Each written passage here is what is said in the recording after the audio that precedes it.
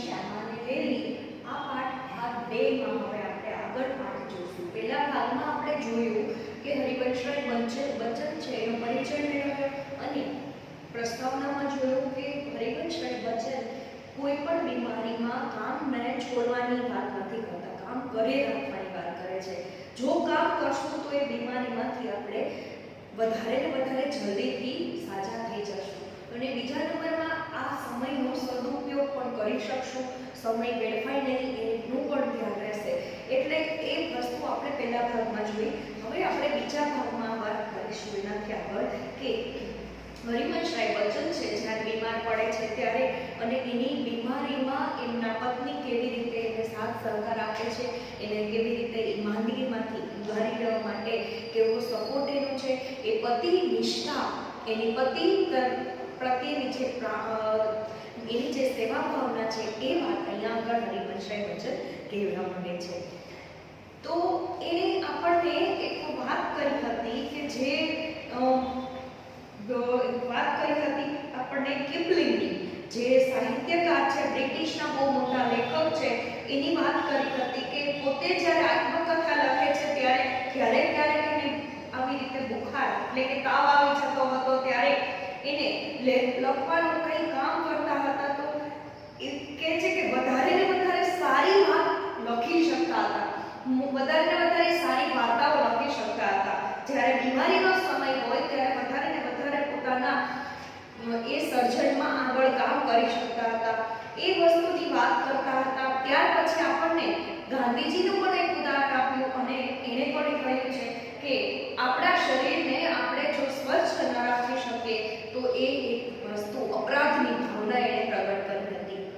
પરંતુ લેખક અહીંયા બીમાર પડે છે ત્યારે આગળ શું કહે છે, યહ બુખાર મામૂલી ન था, એને જે તાવ આવ્યો હતો એ સામાન્ય ન હતો, इसका संबंध उस तूफान से था जो पिछले 9 महीनों से मुझे झकझोर कर रहा था। આ જે તૂફાન એટલે કે જે આંધી હતી, તૂફાન હતું, એ એને 9 મહિનાથી ઝકઝોર એટલે કે હચમચાવી નાખતા હતા। એ એટલો બધો તાવ હતો કે પોતે હચમચી ઉઠતા હતા।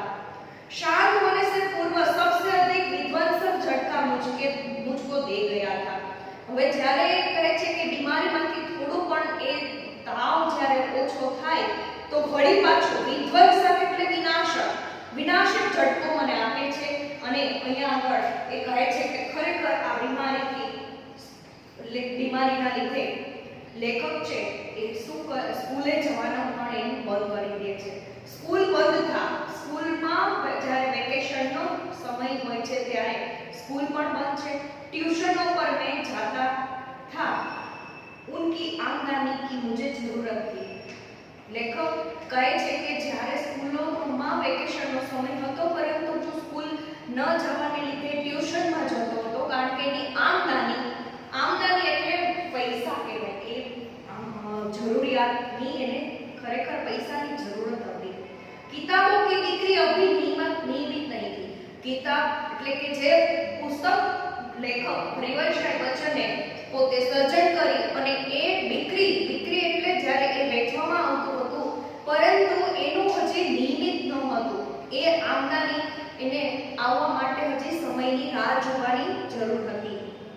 કર્જ સિર પર ચડે था, કર્જ એટલું બધું વધી ગયું હતું કે લેખકને ખરેખર પૈસાની ખાસ બહુ જરૂરી હતું। બુખાર 10 दिन चला, 20 दिन चला, महीने भर चला, 2 महीने चला, जुलाई आ गया। હવે કહે છે કે આ તાવ એ પ્રકારનો હતો કે ખરેખર 10 દિવસ ચાલ્યો, 20 દિવસ ચાલ્યો, મહિના સુધી ચાલ્યો, મહિનાઓ સુધી ચાલ્યો અને આમનો ખરેખર जुलाई आ गया, जुलाई महीनो આવી ગયો। अब बुखार के साथ ट्यूशन पर भी जाना न होता, दिन भर स्कूल में पढ़ाना ही पड़ता था। હવે કહે છે કે સ્કૂલ ને ટ્યુશન બંને તો સાથે ન કરી શકે એટલે આખો દિવસ દિનભર એટલે આખો દિવસ એને સ્કૂલે જ ભણાવવું પડતું હતું।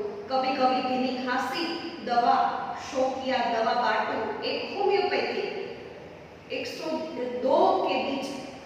હવે જ્યારે એને જવું પડે આવી હાલતમાં ત્યારે કહે છે દવા બાટને વાલા, उस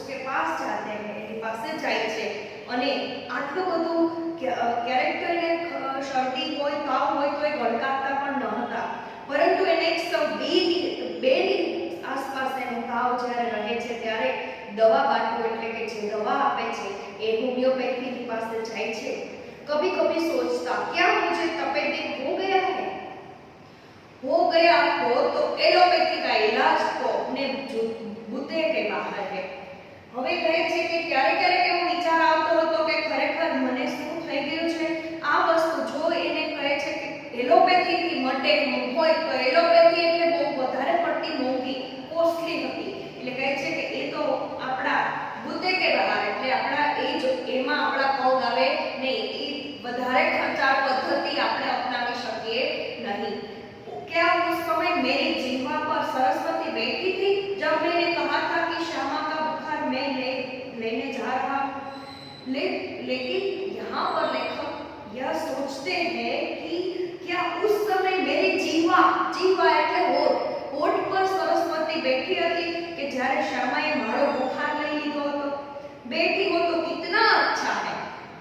लेखक आश्चर्यની સાથે કહે છે કે अगर बैठी हो तो કેવું સારું, क्या मैं बीमार हूँ इसलिए श्यामा स्वस्थ है। जिसने पहले 6 वर्षों से 3 महीने में ज्वर मुक्ति नहीं जानी है, पर श्यामा को मेरी बीमारी भीतर ही भीतर खाए जा रही थी। उसने अपनी इच्छा बल से जैसे अपने को स्वस्थ कर लिया कि वह मेरी चिंता बन गई। उसके अतिरिक्त मेरी बीमारी का शायद किसी को पता भी न था, क्योंकि सारे काम तो मैं सामान्य रूप से किए ही जाता था। गर्मी में तो सभी जोड़ थोड़े बहुत दुबले हो जाते हैं। एक दिन उसने मुझसे कहा कि मैं डॉक्टर बी के मुखर्जी से अपनी परीक्षा कराऊं। अब यहाँ पर जो लेखक है वो अपनी बीमारी के लिए जो श्यामा ने जितना भी कार्य किया है, सेवाएं की है, उसके बारे में लेखक कहते हैं कि अगर जिह्वा पर सरस्वती बैठी होती तो बच्चन जी भी स्वस्थ नहीं होते।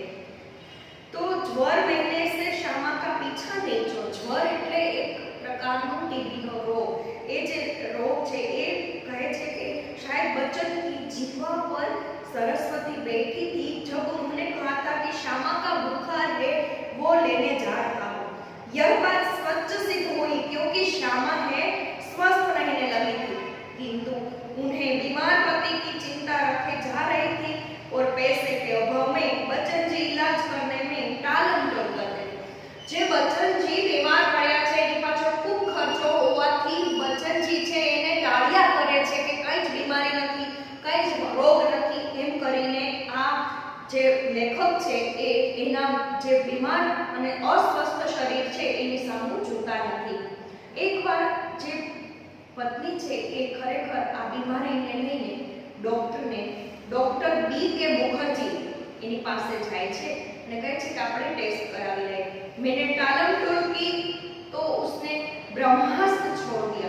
टालम टोल मतलब लेखक टाळे છે તો એને શું કરે છે ब्रह्मास्त्र। ब्रह्मास्त्र એટલે કભી નિષ્ફળ ન જાને વાલા, કોઈ દિવસ ब्रह्मास्त्र નિષ્ફળ ન જાય। આ જે ब्रह्मास्त्र છે એ બ્રહ્મા દ્વારા આપેલું અસ્ત્ર હોય છે। આપણને ખબર છે કે અર્જુનને પણ ગાંડી પ્રાપ્ત થાય છે એ ब्रह्मास्त्र છે। આ ब्रह्मास्त्रનો ઉપયોગ જ્યારે થાય છે ત્યારે એ કોઈ દિવસ નિષ્ફળ જતું નથી, તો એણે પણ ब्रह्मास्त्र छोड़ी દીધું। मैं जब तक अपने को डॉक्टर न दिखलाऊंगा वह खाना नहीं खाएंगे। હવે એણે કીધું કે જ્યાં સુધી તમે ચેકઅપ નહીં કરાવો, ડોક્ટર પાસે નહીં જાઓ, ત્યાં સુધી હું જમવાનું છોડી દઉં છું। આમ કરીને પત્ની જે છે એના શ્યામા એ તેનું જમવાનું છોડી દે છે। ब्रह्मास्त्र तो मानना ही था। डॉक्टर मुखर्जी को भय था कि मुझ पर क्षय का आक्रमण हुआ है। હવે વધારે ને વધારે લેખકને જે બીમારી પડે છે એ વેદો તરફથી જે કંઈ આપણે એમ કહી શકાય કે ડોક્ટરે પણ કહી દીધું કે તમને ક્ષયનું આક્રમણ એટલે કે વધારે પડતું એનો ઈલાજ કરાવવાની જરૂર હોય છે, એટલે વધારે ને વધારે એમાં લેખકને સંપડાઈ ગયા છે એ બીમારીમાં। તો नुस्खा को उन्होंने लिख दिया और कुछ दिन चिंता मुक्त होकर पूरी तरह आराम करने को कहा। नुस्खा એટલે કે વેદો તરફથી જે આપવામાં આવતી જે કે ઔષધિ હોય, નુસ્ખા શું કહે છે કે કપિલ વૈદ દ્વારા બતાઈ ગઈ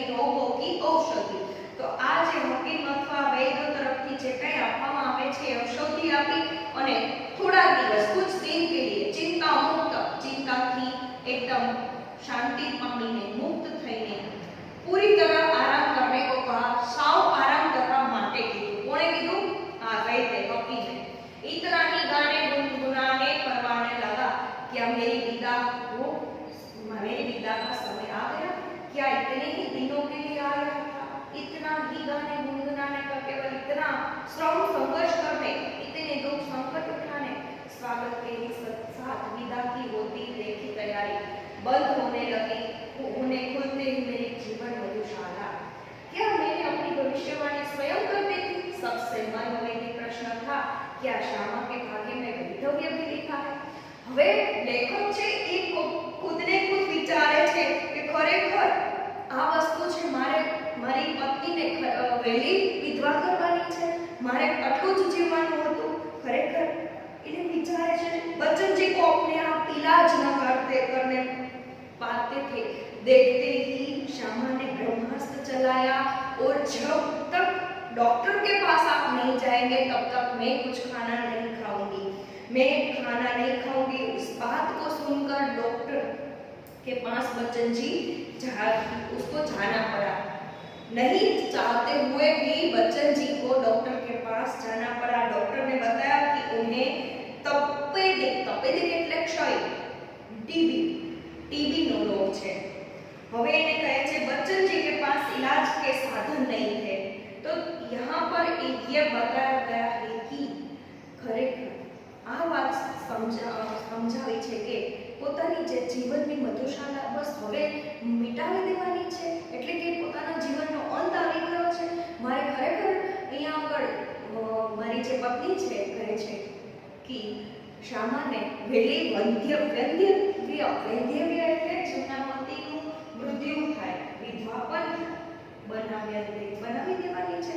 क्या मैंने अपनी भविष्यवाणी स्वयं कर दी थी? શું મારી ભવિષ્યવાણી હું પહેલેથી જ કહી દઉં છું?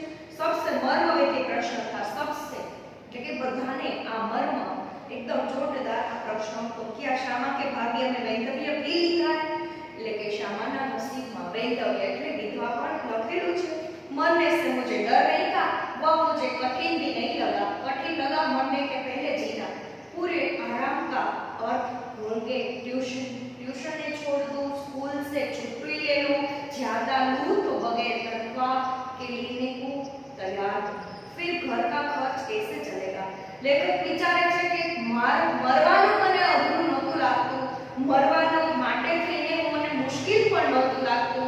મુશ્કેલ લાગતું હતું મરવા પહેલા મને આરામ કરવાનું કીધું ડોક્ટરે। એ શું કામ? તો કહે છે કે એને નોકરીમાંથી છૂટી લઈ રજા લઈ અને એને આરામ કરવાનું કીધું હતું, ટ્યુશન્સમાં જવાનું ના પાડી દીધી હતી। તો વિચારે છે લેખક કે જેના ઉપર પોતાની રોજી રોટી છે, પોતે ખર્ચ કાઢી શકે છે એ વસ્તુ ટ્યુશન્સ અને એની નોકરી બંધ થઈ જશે તો હું મારી જે ઘરનું જે રોજિંદી આવક છે એ બંધ થઈ જશે, તનખા એટલે પૈસા આ જો લેવા માટે મારે ઘરનો ખર્ચ કેવી રીતે ચાલશે અને એક પણ પૈસો જો ઘરે નહીં આવે તો હું મારી પરિસ્થિતિ કઈ રીતે આ બની જશે એ ચિંતા હતી। अगर शालिग्राम केवल अपनी तनख्वाह के बल पर घर नहीं चला सकता, कल उनकी बदली हो सकती है, तब वे एक पैसे भी घर भेजने की स्थिति में न होगा। जे એમના ભાઈ છે શાલિગ્રામ એની વાત કરતા કહે છે, એને લેખકે ખૂબ સરસ રીતે કહી કે बच्चन जी के पास इलाज के साधन नहीं थे, छोटा भाई है शालिग्राम, उसका वेतन उनके परिवार के लिए ही पर्याप्त नहीं था। इस हालत में न ठीक से रहा जा सकता था, न सिर के कर्ज उतारा जा सकता था। એટલે કે એના ઉપર જે એના સર ઉપર એટલે કે એના માથે જે કર્જો હતો એ પણ ઉતારી શકતા ન હતા। यह देखकर बच्चन जी मरने से पहले जीना कठिन लगा। લેખકને આ વસ્તુથી જીવવાનું એકદમ મુશ્કેલ લાગે છે। શું કામ કે એને જે આરામ કરવાની વાત કરી હતી ડોક્ટરે। ત્યાર પછી કહે છે કે લેખક વિચારે છે કે એમના ભાઈ જે છે એની પણ એટલી એવી પરિસ્થિતિ ન હતી। श्यामा ने मेरी बीमारी सुनी तो कांप उठी, पर तुरंत संभल गई थी, दृढ़ भी हो गई। जैसे उसने पल भर में कहा, अनुभव कर लिया कि उसका कांपना मैं सहन नहीं कर सकूंगा। હવે શ્યામાએ જ્યારે એની પત્ની આ વસ્તુ સાંભળી, વાત સાંભળી કે એમને સ્કૂલે જવા માટેના અને ટ્યુશન્સ જવા માટેનું બંધ કરવાનું છે ત્યારે તો પોતે પણ કામ ઉઠી એટલે એકદમ ધ્રુજી ગઈ અને એને વિચાર આવ્યો કે શું કરશું। इस खबर से मेरे माता पिता को तो लकवास मार गया। पिताजी धैर्यवान व्यक्ति थे, उन्होंने मुझसे कहा, घबराओ नहीं, हम घर बेचकर तुम्हारा इलाज करेंगे। હવે આ ખબરથી એના માતા પિતાને એક લકવા એટલે એવો રોગ કે છે પોતાનું બેલેન્સ પોતે ખુદ રાખી ન શકે। જ્યારે કોઈ પણ વસ્તુ